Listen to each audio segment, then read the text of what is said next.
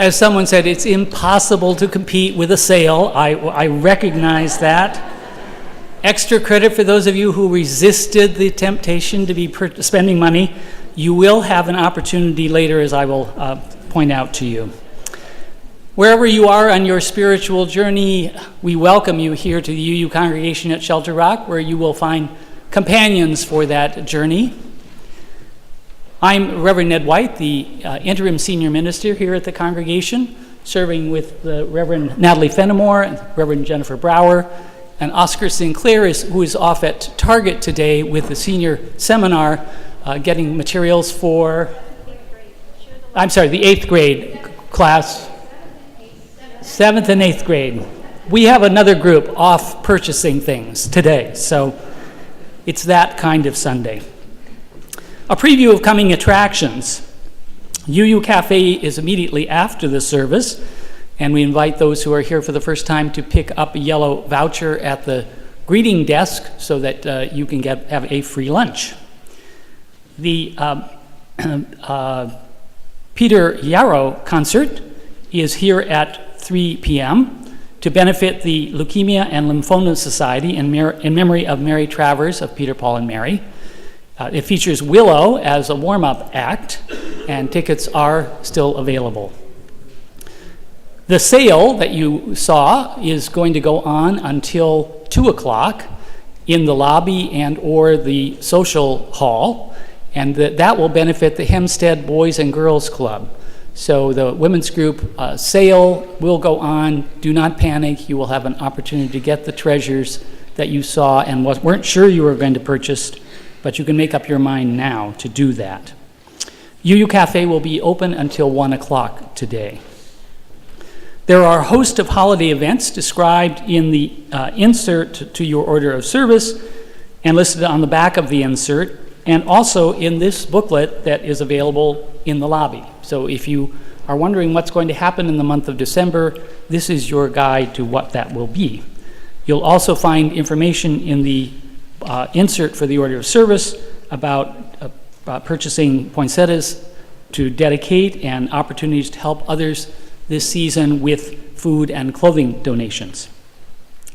So now, in the spirit of radical hospitality and welcome, let us greet one another.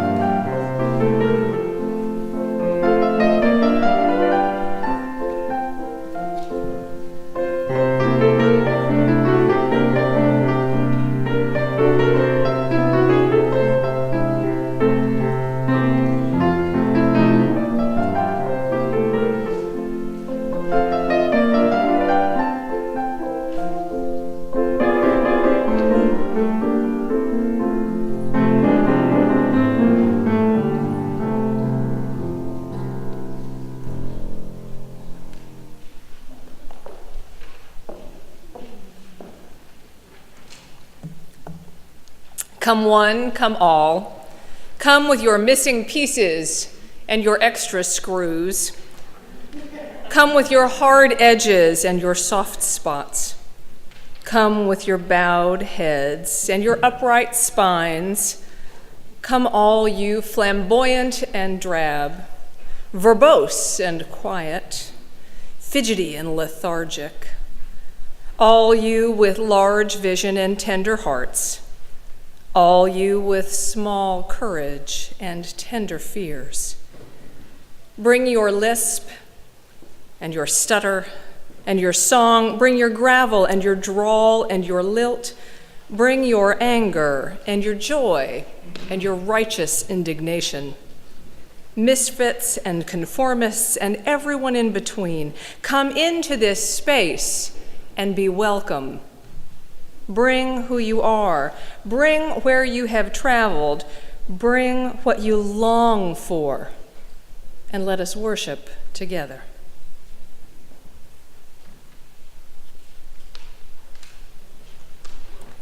We kindle the flame of our chalice, symbol of our faith, with these words. Rise up, O flame, by thy light glowing. Show to us beauty, vision, and joy. Would you please rise as you're comfortable and join in singing our first hymn, number 407 in your gray hymnal.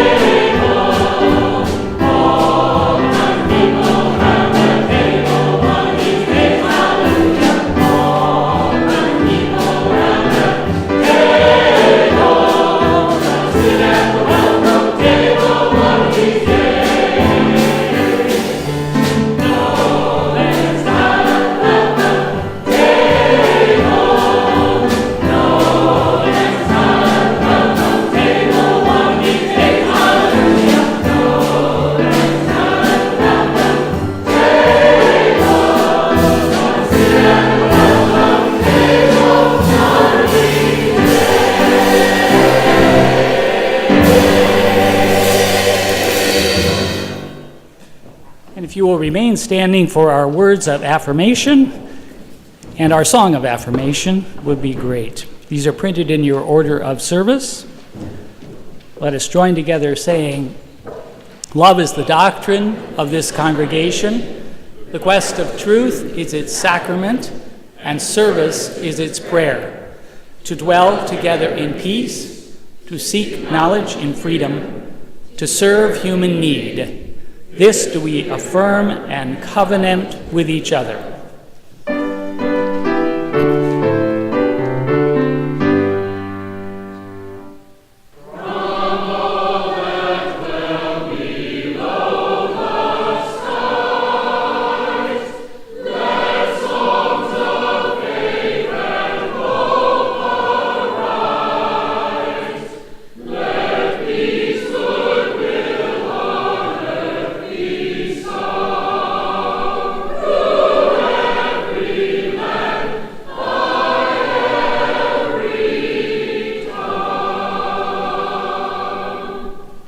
Please be seated.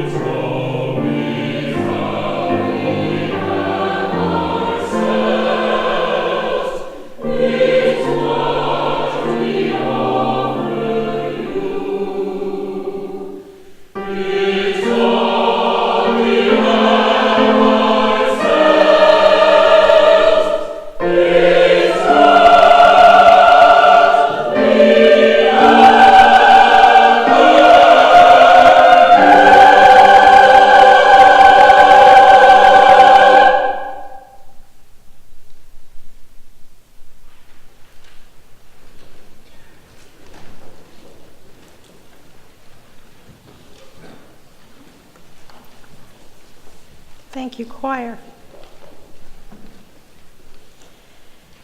Unitarian Universalism is a lived faith. It matters what we do, what decisions we make as individuals and as a community. This last month of the year is a time for many of reflection and discernment, even in the midst of the hustle and bustle of preparing for Hanukkah and Christmas and the beginning of the new year. May generosity fill our minds and hearts in this season of holy days, and may this community of faith be among the beneficiaries of that generosity. The offering for the work of this congregation, which helps us to live our faith boldly and courageously, will now be gratefully received. Please note that the candles will be lit at a later time in the service. Will the ushers please come forward?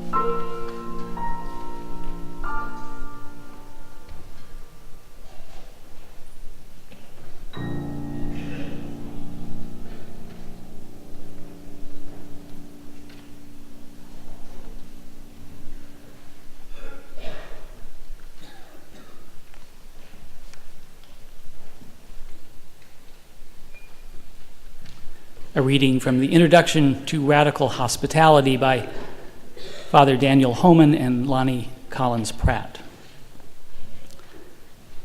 St. Benedict lived in a kind of chaos not unlike that in which we live today.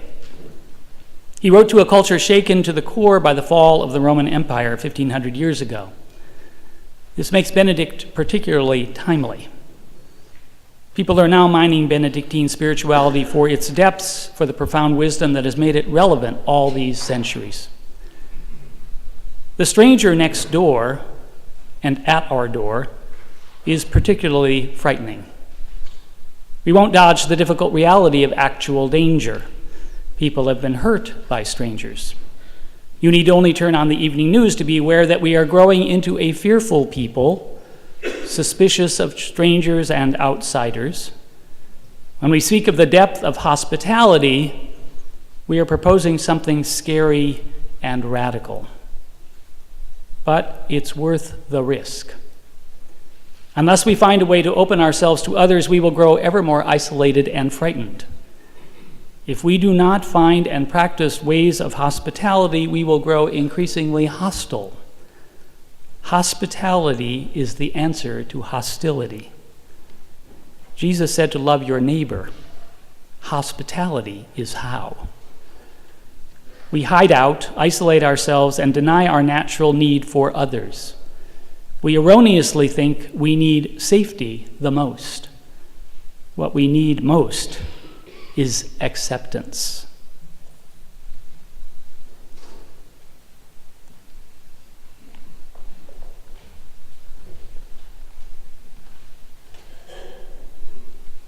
And now we invite any who would like to light candles of yearning, questioning, sorrow, or joy to come forward.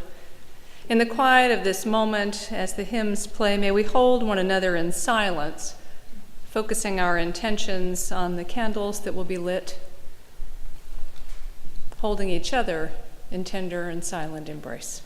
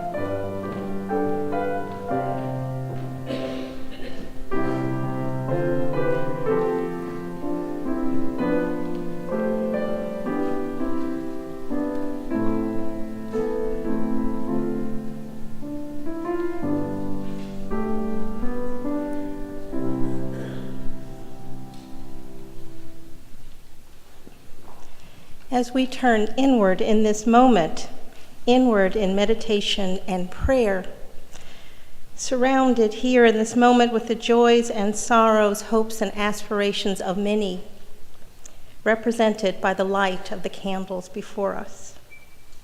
Perhaps in this moment we hear the still, small voice of the holy. We give thanks and blessings for this voice.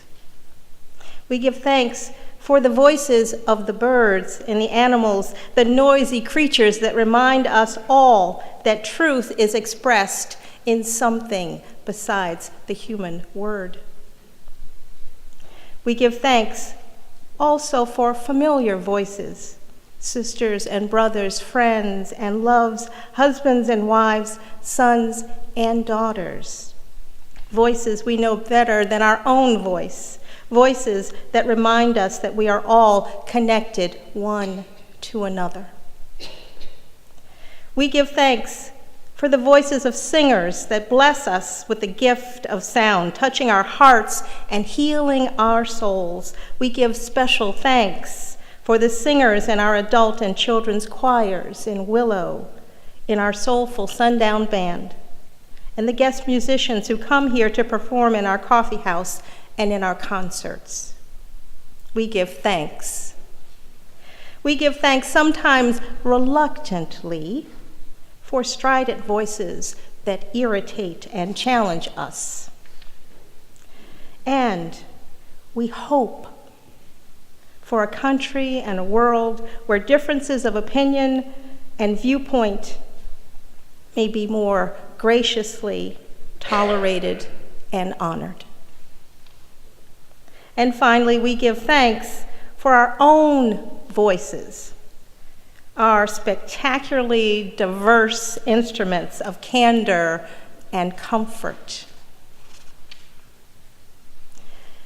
Out of gracious love, grant us two gifts today: courage, a readiness to give voice to the truth, and wisdom, a clear vision of the truth which we want to voice.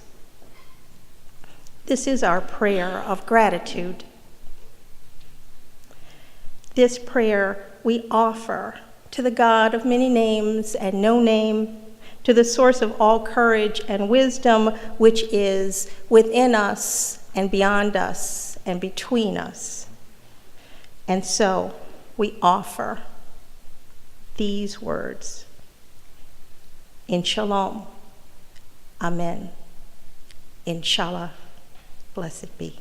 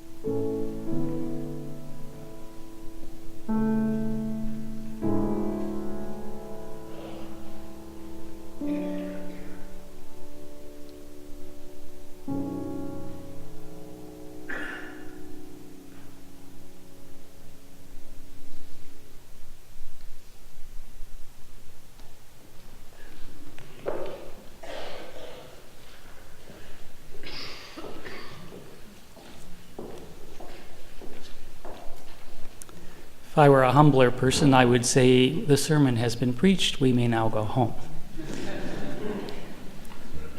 Thank you, thank you, thank you. But I'm not, so here we are. June 1965, Leeds, England. I have been invited to attend a dance at Leeds Technical College with a friend of mine from Great Britain. We are going to hear Davy Deeb, Dozy, Beaky, Mick, and Titch, which is the local band, performing. I know that's a group familiar to many of you in this room. I asked girl after girl to dance with me, being a dancing fool even at age 18. Every single one declined, one even saying that she preferred to dance with her sister. As an 18-year-old with a fragile ego, I was crestfallen. This gave exclusion a whole new meaning for me. Fast forward to July 1975, Hays, Kansas. I arrived with a friend who had a meeting to attend.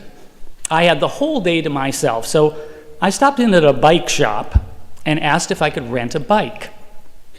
They brought out a 5-speed bike and a map, and I went all over town, to the fort, to Boot Hill, to the local pool.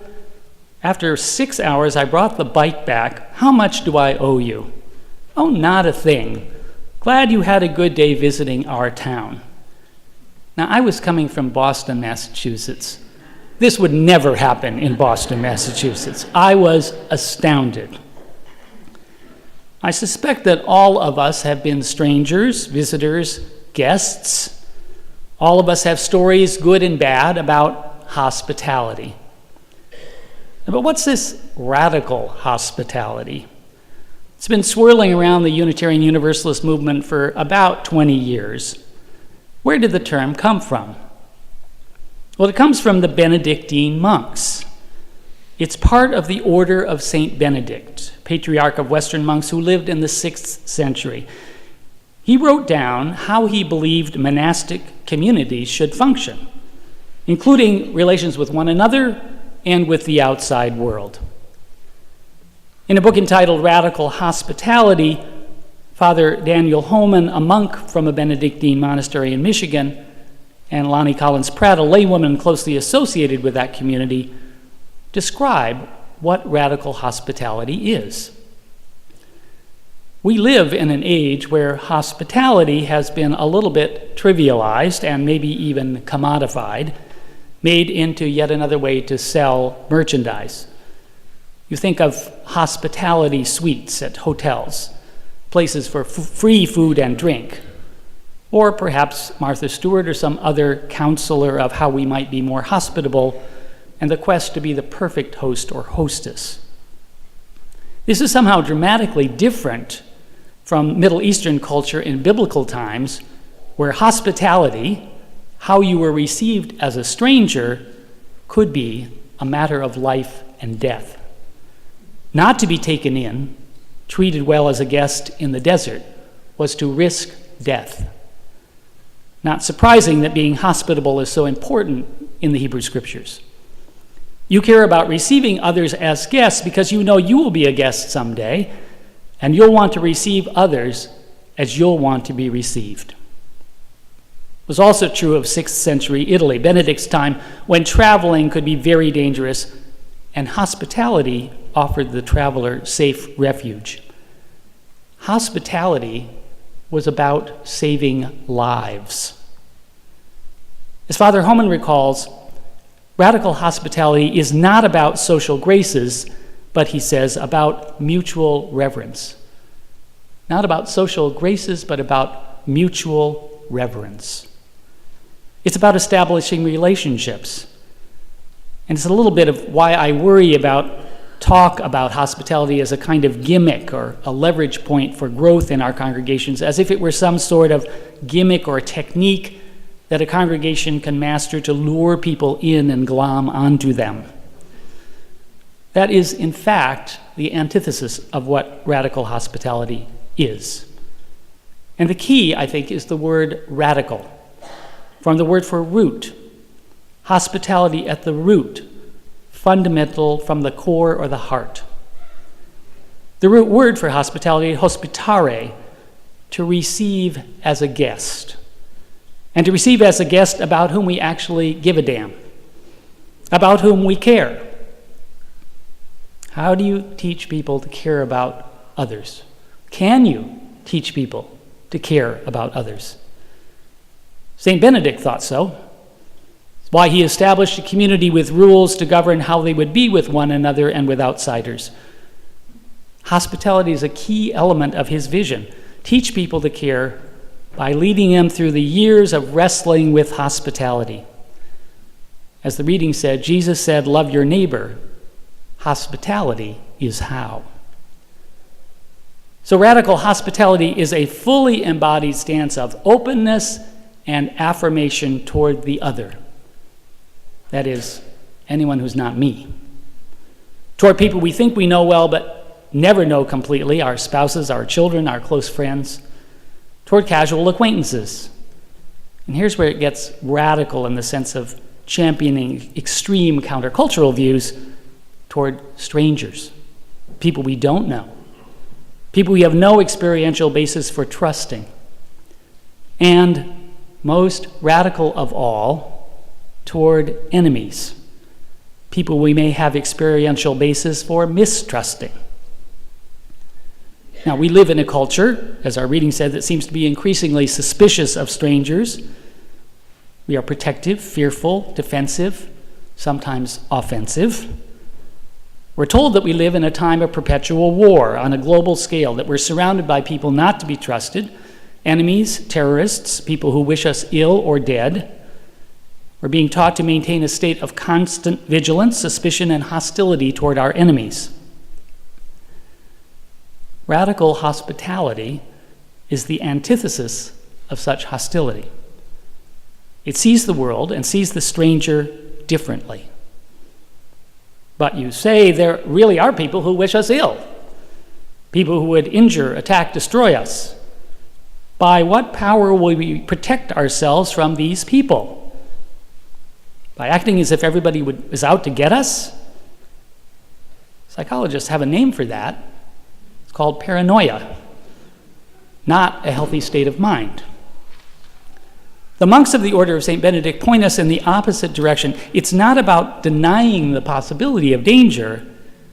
It's about, as they say, acknowledging fear, facing fear, sitting with it, taking a spiritual approach to hospitality. Or go one step further, regard the stranger as if he or she might be the bearer of divine gifts. Treat the stranger in such a way that a relationship of trust could develop, no matter where the encounter starts. In a world and time such as ours, radical hospitality is a supreme act of faith, an act of intention, an act of will. It's the stance that President Lincoln took, and I've told this story before, but I think it illustrates this point beautifully. The president once dropped a few kind words about the enemy in the midst of the Civil War. They were humans, were they not? One could not be completely remorseless, even in war. The line must be drawn somewhere. An elderly woman in the reception room flashed a question. How could he speak kindly of his enemies when he should rather destroy them? What, madam? Slowly, as Lincoln gazed into her face. Do I not destroy them when I make them my friends? Things to remember about radical hospitality. First, it comes from deep inside us. It begins with self-affirmation. Both your own capacity to be lovable and loved, which each of us has, but just as surely your capacity to love. Hospitality is about the comfort of being accepted and the challenge of accepting others. Love your neighbor as yourself. Radical hospitality is about inclusion and exclusion. Each encounter with another person is a chance for us to act out of either inclusive or exclusive motives. And radical hospitality always sides with inclusion. It always errs on the side of seeing in the other, the stranger, even the so-called enemy, a person of inherent worth and dignity, a child of God, just like yourself.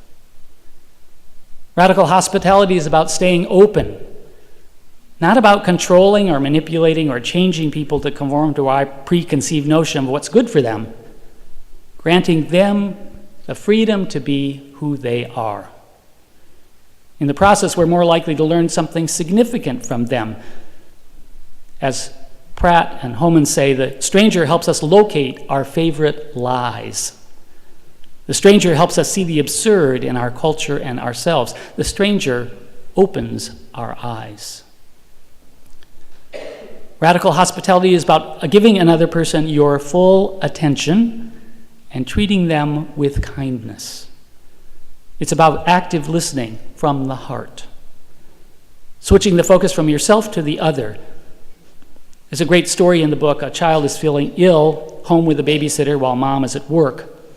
The mother calls to say, "I love you, my son, and I'm with you even when we're apart." "But Mommy," he says, "I want someone in skin." That's what we all long for, genuine connection with someone in skin. Radical hospitality is about understanding acceptance and intimacy. Acceptance helps us all discover our true selves. Father Homan asserts that intimacy is the goal of hospitality. Now, I know red flags go up. Intimacy is so closely linked with sex in our culture, it's hard for us to think of anything else. But intimacy, more broadly, is mutual reverence. Hospitality is called to revere what is sacred in every person ever born. Building a community in which radical hospitality is the rule ain't easy. You can ask any of the monks in Michigan or any other monastic community or any member of this congregation. We have a hard time holding onto healthy self-affirmation. We have a hard time risking trust, as often as our trust has been betrayed and we have been hurt, sometimes deeply hurt.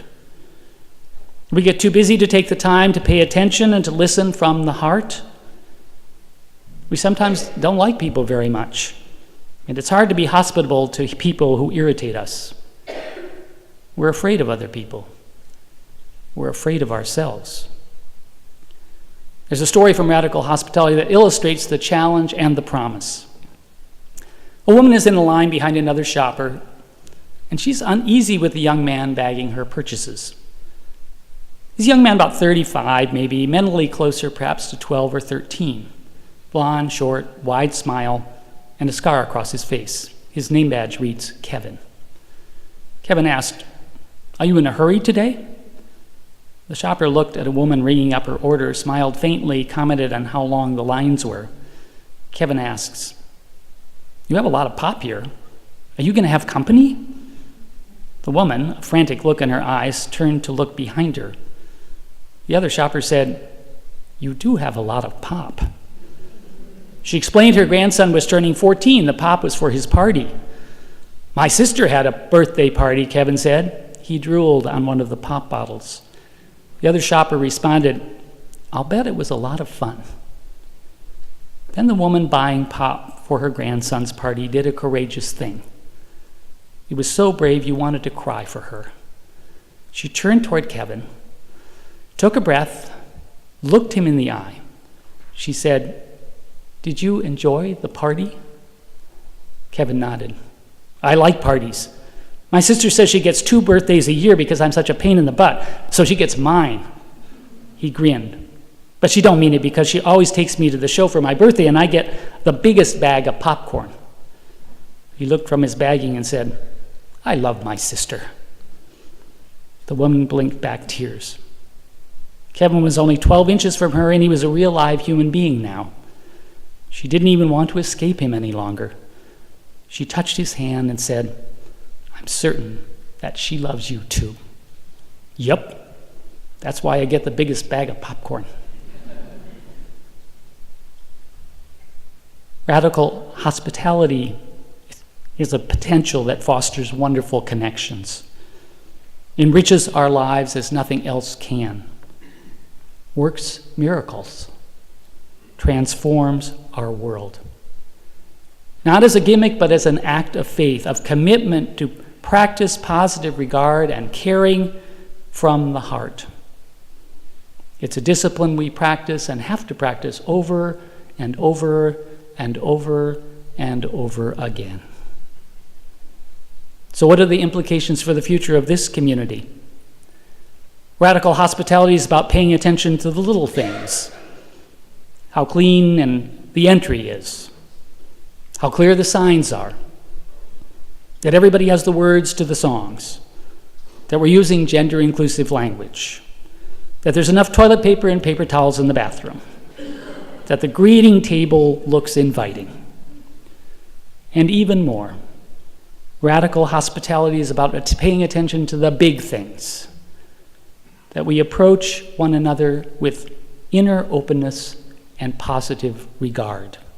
Inner openness and positive regard. That we practice compassion, patience, and active listening. That we strive to accept others where they are as we ourselves long to be accepted. Who needs our hospitality? Each and every one of us, and hundreds of strangers who will come through our doors in the months and years ahead. May we cultivate our deepest impulses to show these strangers the kind of radical hospitality that will invite them to consider staying around, becoming friends, making this their spiritual home. So may it always be. Shalom. Blessed be, inshallah. Aho Shanti. Amen. In this spirit, let us join in singing hymn number 1014 in our teal hymnal. 1014, that's the paperback one. Standing on the Side of Love.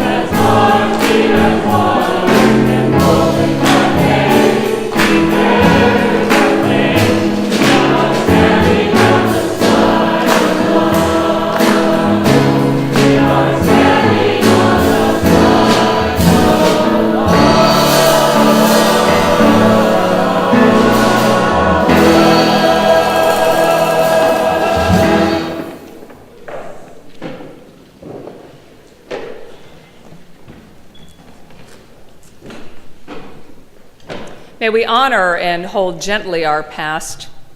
May we live fully our present.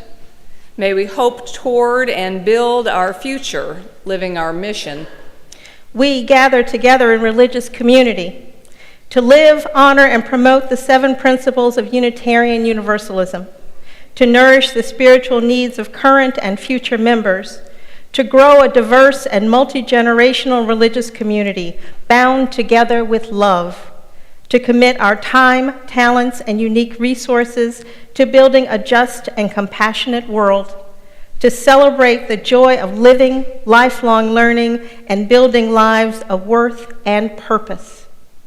May these walls breathe with the hope, faith, and love of the ages. May they never become walls that separate to hold us in and others out. May they be like arms that reach outward to embrace our community and our beautiful and broken world, extending our ministry to all with healing, justice, service, and love. Let us go forth in joy, live in peace, return in love. So may it always be. Shalom, amen, salam, blessed be.